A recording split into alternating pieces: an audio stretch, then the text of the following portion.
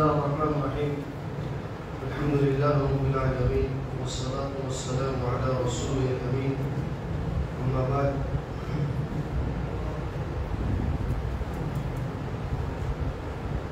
أعوذ بالله من الشيطان الرجيم. بسم الله الرحمن الرحيم. والذين اتخذوا مسجدا ضرارا وكفرا وتفريقا بين المؤمنين وإرصادا لمن حارب الله ورسوله من قبل.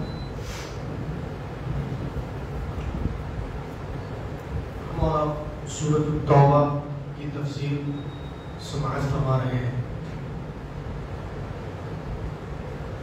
سورۃ توبہ میں سے 11 پارے کی آیتوں کی تفسیر آپ کے سامنے پیش کی جائے گی. سورۃ توبہ ایک ایسی سورت ہے جو نازل ہونے کے اعتبار سے سب سے آخری سورت ہے اللہ کے رسول صلی اللہ علیہ وسلم. اور پورے قرآن میں بس ایک یہی سورت ہے جس کے شروع ہونے سے پہلے بسم اللہ ہے. جس کے شروع ہونے سے پہلے کیا نہیں ہے؟ بسم اللہ ہے. بسم اللہ کیوں نہیں؟ ہر سورت کے شروع میں بسم اللہ ہے، بسم اللہ پڑھنا ہے. لیکن سورۃ توبہ کی سورت کے شروع میں بسم اللہ نہیں. ایسا اس لیے ہے کیونکہ اس میں پھٹکار اور وعید ہے مشرکین کے لیے. بسم اللہ سے رب کا امان حاصل ہوتا ہے، کیونکہ بسم اللہ الرحمن الرحیم، یعنی جو رحمان اور رحیم ہے اس کے اندر امان ہے. آدمی اپنے آپ کو محفوظ کر لیتا ہے بسم اللہ پڑھ کر. پہلی چیز. دوسری چیز، اس صورت کے اندر منافقین کے 55 صفات کو ذکر کیا ہے. تقریباً 50 سے زیادہ 55 ایسی صفات ہیں جن کو اس صورت میں اللہ سبحانہ و تعالیٰ نے ذکر فرمایا. اور تیسری چیز کہ آپ دیکھیں گے سورۃ توبہ کے اندر 17 جگہوں پر توبہ کی آیتیں نازل ہوئی. کتنی مرتبہ؟ 17 مرتبہ. باتوں پہ غور کیجیے. 17 مرتبہ توبہ کا ذکر ہے سورۃ توبہ میں. اور یہ سورت آخری سورت ہے جو نبی کریم صلی اللہ علیہ وسلم پر نازل ہوئی. اس سے کیا سمجھ رہے ہیں؟ اس کا مطلب ہے کہ انسان جب اس دنیا سے رخصت ہو، اس کی موت آئے، تو موت سے پہلے اسے توبہ ضرور کر لینا چاہیے. اللہ کے رسول صلی اللہ علیہ وسلم پر نازل ہوئی، نبی کریم صلی اللہ علیہ وسلم اس کے بعد اس دنیا سے چلے گئے. اور جو سب سے آخری صورت اللہ کے رسول صلی اللہ علیہ وسلم پر نازل ہوئی موت سے پہلے، وہ کون سی صورت ہے؟ سورۃ توبہ ہے. تو توبہ ہر ایک انسان کے لیے ضروری ہے مرنے سے پہلے. یہ کہنے کا مطلب ہر انسان کے، ہر مسلمان، ہر مومن، ہر مومن کے لیے توبہ ضروری ہے. تب اس کی وفات سے پہلے کر لینا چاہیے اسے توبہ اللہ سبحانہ و تعالیٰ سے. ایک اور چیز اہم بات یہ ہے کہ سورۃ توبہ میں 17 بار توبہ کا ذکر ہے اور 17 رکعت نماز بھی فرض ہے. اور جانتے ہیں اسلام میں کوئی بھی چیز اتفاق کے طور پہ نہیں ہے. اسلام میں کوئی بھی چیز اللہ سبحانہ و تعالیٰ نے جس آیت کو بھی نازل کیا، جس حکم کو بھی نازل کیا، جو بھی چیز ہے شریعت کے اندر، سب چیزیں پلان کی ہوئی ہیں. اللہ نے پلان کیا ہر چیز کو. پلان سمجھ رہے کہ اللہ سبحانہ و تعالیٰ نے اس کی تدبیریں کی. تو یہ اتفاق نہیں ہو سکتا. یہ 17 بار توبہ کا بھی ذکر ہے اور 17 رکعت نماز بھی فرض ہے. یہ بھی قابل غور بات ہے. اس کے اندر 2-3 واقعے کا ذکر ہوا ہے، خاص واقعے. ایک واقعہ مسجد ضرار کے بارے میں بھی ہے. مسجد ضرار اس وقت بنی جب، اور یہ واقعہ اس وقت کا جب اللہ کے رسول صلی اللہ علیہ وسلم کی ہجرت ہونے سے پہلے. مسجد ضرار تو اللہ کے رسول صلی اللہ علیہ وسلم کے آنے کے بعد ہی یہ تعمیر کی گئی ہے. لیکن ایک شخص تھا ابو عامر. کیا تھا؟ ابو عامر، جو حنظلہ رضی اللہ تعالیٰ عنہ کے والد تھے. حنظلہ غسیل الملائکہ، یعنی حنظلہ رضی اللہ تعالیٰ عنہ وہ صحابی ہے جنہیں فرشتوں نے غسل دیا تھا. فرشتوں نے کیوں غسل دیا؟ فرشتوں نے اس لیے غسل دیا کہ جب وہ اپنی بستر پر سے اٹھے، اپنی بیوی کے ساتھ تھے وہ، اور جنگ کا اعلان ہوا، وہ اپنی بیوی سے ملنے کے بعد غسل کیے بغیر کہاں چلے گئے؟ میدان جنگ میں چلے گئے، اور انہوں نے اپنی جان اعلاء کلمت اللہ کے لیے قربان کر دی۔ تو اللہ کے رسول محمد صلی اللہ علیہ وسلم نے کہا دیکھو اس کا سر، اس کے بدن بھیگے ہوئے تھے، تب تازہ، ایسا لگ رہا تھا کسی نے پانی بہایا ہو اس کو، تب تازہ۔ تو اللہ کے رسول صلی اللہ علیہ وسلم نے فرمایا یہ وہ حنظلہ ہے جسے فرشتوں نے اٹھایا اور فرشتوں نے غسل دے کر اسے رکھا۔ سبحان اللہ، یعنی کتنی عظیم شخصیت فرشتے، یعنی انسان کو کس نے غسل دیا؟ فرشتے نے انسان کو غسل دیا۔ تو یہ فطرت ہے، کبھی باپ دیکھ لے تو بیٹا برا ہو جاتا، بیٹا برا ہے تو باپ۔ ابراہیم علیہ السلام کتنے اچھے تھے، پوری دنیا کے لیے مثال ہے توحید میں، لیکن باپ بت کا پجاری تھا۔ نوح علیہ السلام کتنے نیک انسان ہیں، لیکن بیٹا بہت بڑا خبیث تھا۔ تو یہ چیز ہے۔ تو حنظلہ رضی اللہ تعالیٰ عنہ کتنی عظیم شخصیت ہے کہ فرشتوں نے انہیں غسل دیا، لیکن ان کے والد ایک بہت ہی بڑے جو ہے منافق کہہ لیجیے یا خبیث خباثت اس کے اندر موجود تھی۔ اللہ کے رسول صلی اللہ علیہ وسلم جب مدینہ تشریف لائے، اس وقت آپ کو معلوم ہے عرب کے دو قبیلے اوس اور خزرج مدینے کے اندر موجود تھے، اور اوس اور خزرج کہیں سے آ کر یہاں مدینے کے اندر بسے ہوئے تھے، اور یہودی کا بھی قبیلہ تھا۔ یہودی میں بھی 3 قسمیں ہیں، لیکن یہودی کا ایک قبیلہ اور اوس اور خزرج مدینے کے اندر کیا تھے؟ موجود تھے۔ تو ابو عامر کی بڑی عزت تھی، ابو عامر کی اوس اور خزرج میں بڑی عزت تھی، لوگ آ کر بیٹھتے تھے اس کے پاس، محفلیں اس کے پاس لگتی تھی۔ تو جب اللہ کے رسول صلی اللہ علیہ وسلم مدینہ تشریف لائے تو اوس اور خزرج کے جو لوگ ابو عامر کے پاس بیٹھتے تھے وہ کہاں بیٹھنے لگے؟ محمد صلی اللہ علیہ وسلم کے پاس۔ اب یہ اس کے ذہن میں بات آ گئی دشمنی کہ محمد کے پاس اتنے لوگ کیوں جا رہے ہیں، میرے پاس بیٹھتے تھے، ساری فریادیں میرے پاس لے کر آتے تھے، لیکن اب محمد کے پاس جا رہے ہیں۔ تو یہ شخص چونکہ نصارہ ہو گیا تھا، ابو عامر جو حنظلہ رضی اللہ تعالیٰ عنہ کے والد تھے، کون تھے؟ نصارہ ہو چکا تھا۔ تو جب دیکھا کہ لوگوں کا دل بالکل مائل ہو گیا محمد صلی اللہ علیہ وسلم کی طرف، تو انہوں نے سازش رچی، اور سازش رچ کر یہ کیا کیا کہ بات بننے والی نہیں ہے، تو یہ چلا گیا ہرقل جو روم کا بادشاہ تھا، ہرقل رومی کا بادشاہ تھا، چونکہ روم کا بادشاہ بھی نصرانی تھا اور یہ بھی دین بدل کر نصرانی ہو گیا تھا، تو یہ نصرانی بادشاہ کے پاس چلا گیا تاکہ اس کو مدد ملے۔ اور انہوں نے کہا کہ نہیں، ہمیں مدینہ کے اوپر حملہ کر دینا چاہیے، چڑھائی کر دینی چاہیے، اس لیے کہ لوگ اب میری باتوں میں نہیں آ رہے، میری باتیں نہیں سن رہے ہیں، لوگ میری باتوں کے اوپر توجہ نہیں دے رہے ہیں۔ تو یہ سازشیں کرنے لگا۔ تو کوئی قافلہ ہے، تجارتی قافلہ روم سے، تو نبی کریم صلی اللہ علیہ وسلم کو خبر ملی کہ روم کے لوگ مدینے کے اوپر چڑھائی کرنے والے ہیں۔ تو اللہ کے رسول صلی اللہ علیہ وسلم نے فرمایا کہ ہم مدینے میں لڑائی نہیں کریں گے، اس کے لیے ایک بڑی تیاری ہونی چاہیے، کیونکہ سامنے والا بہت قوی ہے، طاقتور قوم ہے، تو ہمیں پوری تیاری کرنی چاہیے اس کے لیے، اور ہم داخل مدینہ میں لڑائی نہیں کریں گے، مدینے سے باہر نکل کر ہم ان روم کے لڑاکو سے لڑیں گے۔ تو اللہ کے رسول صلی اللہ علیہ وسلم گھر چٹ کی تیاری میں لگے، جب تک یہ شخص جو ہے کیا کیا، مسجد بنایا اس کے ماننے والے، اور یہ لوگ مل کر ایک مسجد تعمیر کیے۔ تو اللہ کے رسول صلی اللہ علیہ وسلم سے کہا کہ آپ چلیے ہماری مسجد میں نماز پڑھیے۔ یہ کیا کہا کہ آپ چلیے ہماری مسجد میں نماز پڑھیے۔ نبی کریم صلی اللہ علیہ وسلم نے کہا کہ دیکھو ابھی ہم جنگ کی تیاری میں ہیں اور ایک بڑی لشکر کی تیاری کر رہے ہیں، لشکر جنرال، تقریباً 30,000 کا لشکر اللہ کے رسول صلی اللہ علیہ وسلم نے اس موقع سے تیار کیا، اور نبی صلی اللہ علیہ وسلم نکل گئے، اور نکلے کب؟ جمعرات کا دن تھا، رجب کے مہینے میں جمعرات کے دن، سن 9 ہجری کو، سن 9 ہجری رجب کا مہینہ جمعرات کا دن، آپ صلی اللہ علیہ وسلم 30,000 لشکر کو لے کر نکل گئے، اور کہا کہ جب واپس آئیں گے تب تمہاری مسجد میں آ کر نماز پڑھیں گے۔ جنگ سے جب واپس آئے تو راستے میں تھک چکے تھے مسلمان، تو کہا اللہ کے رسول صلی اللہ علیہ وسلم نے کہا اس جگہ پر تھوڑا سا آرام کر لیتے ہیں سب لوگ مل کر۔ تو نبی کریم صلی اللہ علیہ وسلم کے ساتھ ہی سب لوگ مل کے آرام کرنے لگے۔ وہیں پر جبرائیل امین آتے ہیں اور اللہ کے رسول صلی اللہ علیہ وسلم کو اطلاع دیتے ہیں کہ یہ جو مسجد بنائی گئی ہے یہ مسجد تقوی کی بنیاد پر نہیں بنائی گئی ہے. آپ اس مسجد میں نہ جائیں, آپ نماز نہ پڑھیں. جب نبی کریم صلی اللہ علیہ وسلم کو معلوم ہوا کہ منافقوں نے, یہودیوں نے, اور آپ کو معلوم ہے یہودی کی سازش شروع سے رہی مسلمانوں میں تفرقہ پیدا کرنا.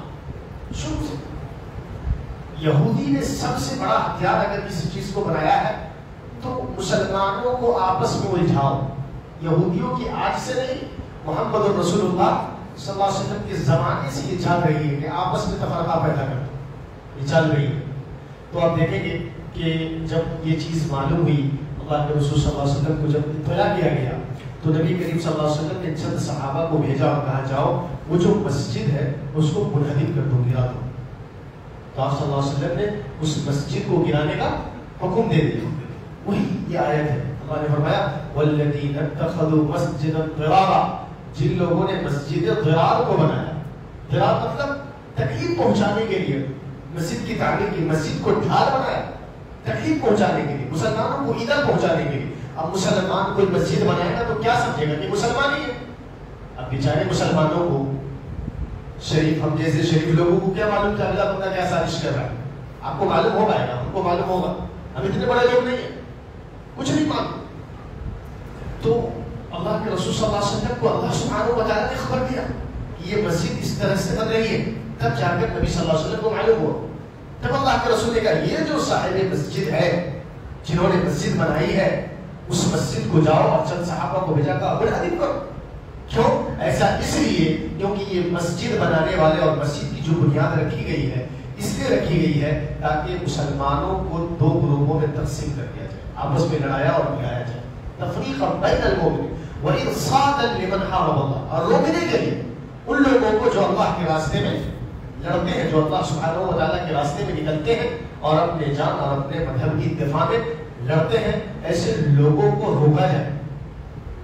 اور وہ لوگ کہہ رہے تھے نہیں ہم تو اللہ کے گھر کی تعمیر کر رہے ہیں, ہم تو اللہ کے لیے ہم نے مسجد بنائی ہے, لیکن اللہ سبحانہ و تعالیٰ کہہ رہا ہے ہم جانتے ہیں یہ لوگ جو قسمیں کھا رہے ہیں یہ کون ہے, یہ جھوٹے ہیں کہ ہم مسجد بنائے ہیں اللہ کی عبادت کے لیے, ہم مسجد بنائے ہیں دین کی خدمت کے لیے, ہم مسجد بنائے ہیں تاکہ اس کے اندر قرآن کی تلاوت ہو. یہ سب کے سب جھوٹے ہیں. اے محمد صلی اللہ علیہ وسلم لا تقم فیہ ابدا, آپ اس مسجد کے اندر قدم نہیں رکھیں گے بلکہ آپ ایک ایسی مسجد میں جا کر قدم رکھیں گے اسس علی التقوی من اول یوم احق ان تقوم فیہ, جس مسجد کی بنیاد شروع دن سے رکھی گئی ہے تقوی کے اوپر, یعنی مسجد قباء میں آپ سب سے پہلے قدم رکھیں گے. جو سب سے پہلے اسلام میں جس مسجد کی بنیاد رکھی گئی مدینہ میں وہ کون ہے؟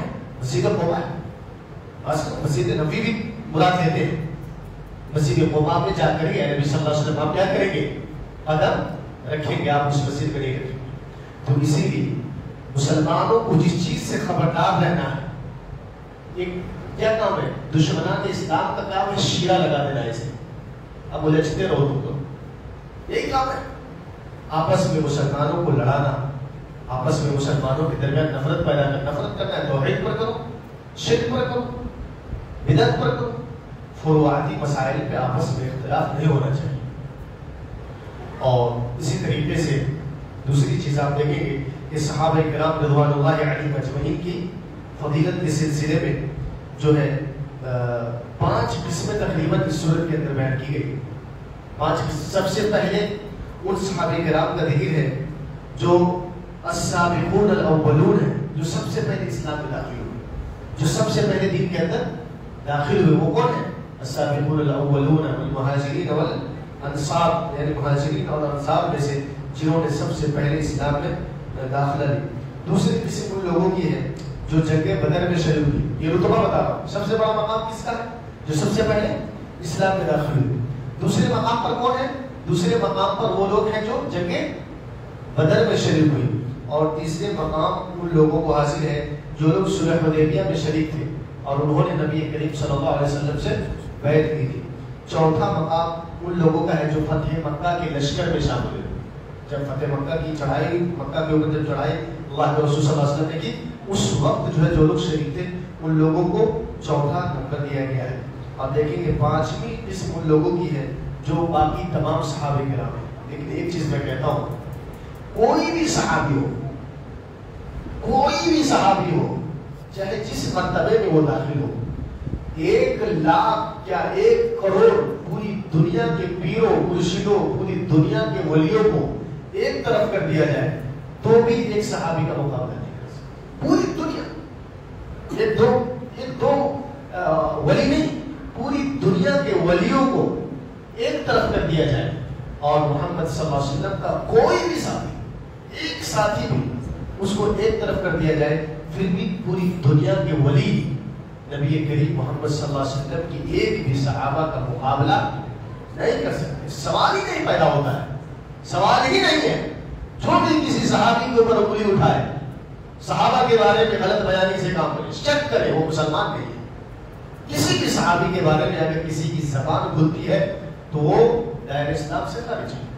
صحابہ کے اوپر کوئی بھی انگلی نہیں اٹھا سکتا، کیونکہ ان کا مقام اللہ تعالیٰ نے بہت زیادہ اونچا بنایا ہے، بہت بڑا مقام اللہ تعالیٰ نے انہیں دیا ہے۔ اسی لیے آپ دیکھیں گے ابو سعید خدری رضی اللہ تعالیٰ عنہ سے ایک حدیث مروی ہے کہ نبی کریم صلی اللہ علیہ وسلم نے ارشاد فرمایا، لا تسبوا اصحابی فلو ان احدکم انفق مثل احد ذهبا ما بلغ مد احدهم ولا نصیفا۔ میرے صحابہ، اللہ کے رسول کہہ رہے ہیں میرے صحابہ کو گالی مت دو، میرے صحابہ کو برا بھلا مت کہو۔ اگر کوئی شخص بہت پہاڑ کے برابر بھی سونا خرچ کر ڈالے تو ان کے ایک مد یا آدھے مد کے برابر بھی نہیں ہو سکتے۔ بہت پہاڑ، کتنا بڑا پہاڑ ہے، اگر وہ اتنا بھی خرچ سونا کر دے اللہ کے راستے میں تو بھی کسی صحابی کے آدھے مد کے برابر بھی نہیں ہو سکتی۔ اتنا بڑا مقام ہے صحابہ کرام رضوان اللہ علیہم اجمعین کا۔ اور کتنا بڑا فتنہ شروع ہوا تھا، ایک جو ہے ایک بڑے جامعہ میں پڑھنے والے، بڑے جامعہ کے محترم شخص سلمان ندوی کا نام آپ لوگوں نے سنا ہوگا۔ کتنا ذلیل اور خبیث ہے وہ شخص، کتنا زیادہ رذیل ہے کہ انہوں نے ایک بہت ہی محترم صحابی، بہت ہی زیادہ علم والے صحابی، بہت ہی زیادہ سب سے زیادہ جن سے حدیثیں مروی ہیں، حضرت ابو ہریرہ رضی اللہ تعالی عنہ کے اوپر جو انہوں نے انگلی اٹھائی تھی، اگر انہوں نے توبہ نہیں کیا تو مخلد فی النار ہو، ہمیشہ کے لیے جہنم میں جائے گا۔ جو بھی صاحب حضرت ابو ہریرہ رضی اللہ عنہ، اگر ان کے اوپر انگلی اٹھانے کا مطلب ہے کہ ان کی حدیث کو قبول مت کرو، ان کی حدیثیں نبی کریم صلی اللہ علیہ وسلم کے اوپر تک وہ بات پہنچ جائے گی۔ اس لیے کہ صحابہ کو اگر اسلام سے نکالو گے یا کسی ایک شخص کو بھی تو اسلام کی تاریخ ادھوری، اسلام کے اندر تک سے نکالنا ہوگا۔ اسی لیے ایسے لوگوں اور ایسے فتنہ پھیلانے والوں سے اللہ تعالیٰ ہم سب کی حفاظت فرمائے اور ہم سب کو تمام صحابہ کی عزت، احترام اور تمام صحابہ کے بارے میں اپنی زبان کو خاموش رکھنے کی توفیق نصیب فرمائے۔ آپس میں جو کچھ بھی ہوا، بہت سارے منافقین کیا کریں گے، آپ کے سامنے اچھی باتیں لا کر کے کیا رہے، اسلام میں قرآن میں یہ ہے اور حدیث میں یہ ہے، قرآن میں یہ ہے اور حدیث میں یہ ہے، حدیث میں یہ ہے اور قرآن میں یہ ہے، فرق نظر آ رہا ہے۔ یہ منافق ہے، حقیقت منافق یہی لوگ جو قرآن اور حدیث کے اندر فرق پیدا کرنے کی کوشش کرتے ہیں۔ ہمیں سمجھنا ہے اسی حساب سے جس حساب سے محمد رسول اللہ صلی اللہ علیہ وسلم کے ساتھیوں نے سب، یہی سلفی ہے، یہی اہل حدیثیت اور یہی سلفیت ہے اور یہی صحیح طریقہ ہے کہ ہم اور آپ ان سے زیادہ نہیں سمجھ سکتے جو نبی صلی اللہ علیہ وسلم کے ساتھ بیٹھتے تھے اور سیکھتے تھے۔ ان کا منہج ہمیں لینا ہے، ہم یہ نہیں کہتے یہ ہمارا منہج ہے، یہ آج کا منہج ہے، یہ اسلام کا منہج ہے، یہ قرآن کا منہج ہے، یہ حدیث کا منہج ہے۔ جس منہج کو صحابہ نے اختیار کیا، جس طریقے کو تمام صحابہ نے اختیار کیا، ہمیں اس منہج کو لینا ہے۔ اور جو شخص بھی صحابہ کے مابین اختلاف یا جنگ و جدال یا لڑائی والی یا اختلافات والی باتیں لائے، آپ اپنی زبان کو خاموش رکھیں، ہمیشہ کے لیے خاموش رکھیں۔ صحابہ کے بعد زبان آپ کی زبان میں حرکت نہیں آنی چاہیے۔ کسی بھی صحابی کے بارے میں کوئی کہیں بھی کوئی بھی مسئلہ، اختلافی مسئلہ ہو، آمنا و صدقنا، جو قرآن و حدیث میں رضی اللہ عنہ ورضوا عنہ، اللہ ان سے راضی ہے، وہ اللہ سے راضی، خلاص۔ اب اس سے زیادہ سمجھنے کی ہمیں ضرورت نہیں۔ اللہ تعالی ہم سب کو قرآن و سنت کا جو صحیح مفہوم ہے اس مفہوم کو لینے کی توفیق نصیب فرمائے۔ اللہ تعالی ہم سب کو دشمنان اسلام سے حفاظت فرمائے، جو اسلام مخالفین سازشیں ہیں ان سازشوں سے اللہ تعالیٰ ہم سب کی حفاظت فرمائے. اللہ تعالیٰ جو لوگ بھی اسلام مسلمان کے خلاف اپنی زبان یا اپنے دل میں کینہ پالے ہوئے ہیں, اللہ تعالیٰ اس دل کو جلا دے, اس دل کو ختم کر دے. اللہ تعالیٰ ایسے بدنوں اور ایسے جسموں کو مفلوج کر دے جو ہمارے خلاف, کمزور مسلمانوں کے خلاف, اسلام کے خلاف, قرآن کے خلاف, صحابہ کے خلاف سازشوں میں شامل رہتے ہیں. اللہ تعالیٰ ان سب کو مفلوج کر دے. اللہ تعالیٰ ان سب کو دنیا کے اندر انتخاب دے اور آخرت میں رسوا کن عذاب میں گرفتار کرے. آمین. وآخر دعوانا الحمدللہ رب العالمین. سبحانك اللهم وبحمدك اشهد ان لا اله الا انت استغفرك واتوب اليك. اللهم صل وسلم على خير خلق محمد وعلى اله وصحبه اجمعين.